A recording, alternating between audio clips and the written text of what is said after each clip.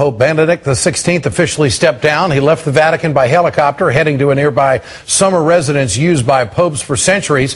Earlier in the day, he met with the men who will choose his successor, pledging his loyalty and obedience to the next pope. The conclave is expected to meet in mid-March with a church mired in scandal. Just this week, Cardinal Keith O'Brien of Scotland resigned amid charges of improper contact with priests. The church has been plagued by scandals in recent years, stories of children sexually abused by priests, cover-ups, allegations of financial mismanagement, the Pope's butler leaking secret documents, some taken from the Pope's own apartment. Benedict has said that he is retiring freely and for the good of the church. His successor will inherit a church in crisis following decades of child sex abuse and cover-up. As Cardinal, Benedict led the Vatican office charged with investigating abuse. His critics have accused him of taking no meaningful action. And on this final day of Benedict's 8th-year papacy, a victim support group is speaking out. Today, the Survivors Network of those abused by priests, or SNAP as they are known, formally asked the United Nations to censure the Vatican for failing to protect children from pedophile priests. Joining me tonight, Barbara Blaine, the president and founder of SNAP. Barbara, thank you for your time tonight.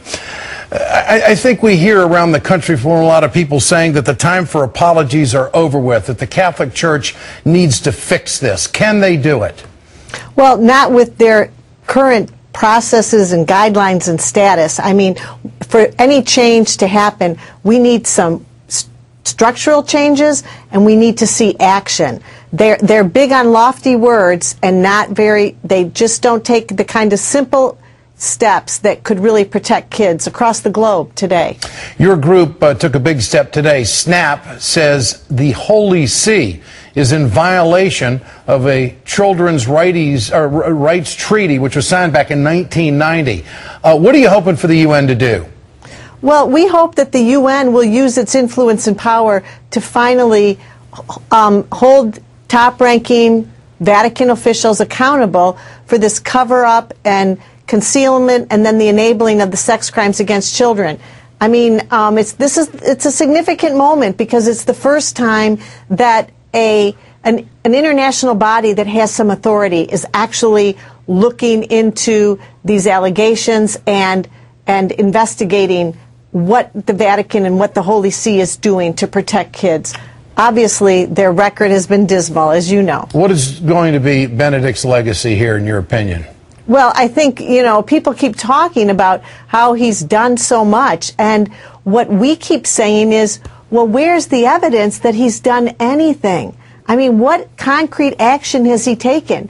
We see that he's offered apologies, and he's made these statements that people should, that maybe the bishops or other church officials should do something to help victims, but we don't see where he's punished any bishop who's been involved in the cover-up or transferring priests from one place to another. He hasn't given any rewards to the whistleblowers. Do you think that's why he stepped down, that maybe he didn't have the energy to do what has to be done?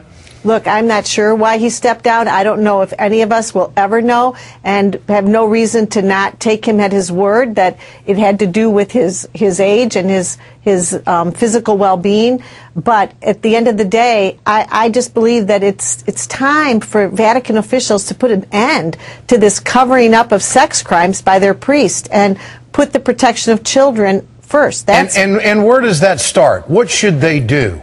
Well, I mean, at a bare minimum, they should start by putting out the names of the credibly accused predators that are in the midst of the church today, which is what about 30 bishops here in the U.S. have already done. They should immediately make it very clear that any bishop or top-ranking church employee who is found enabling or concealing sex crimes will be fired, and then they should follow up on these kinds of rules and actually fire those who have engaged in it. I mean, they should definitely, for example, remove Bishop Flynn from Kansas City, who's been convicted of he's been convicted of endangering children. Okay. And he still holds his place. Well, this is certainly an opportunity for the Catholic Church to move on the issues that we're talking about, no question. Barbara Blaine, thanks for your time tonight. I appreciate it. That's The Ed Show. I'm Ed Schultz.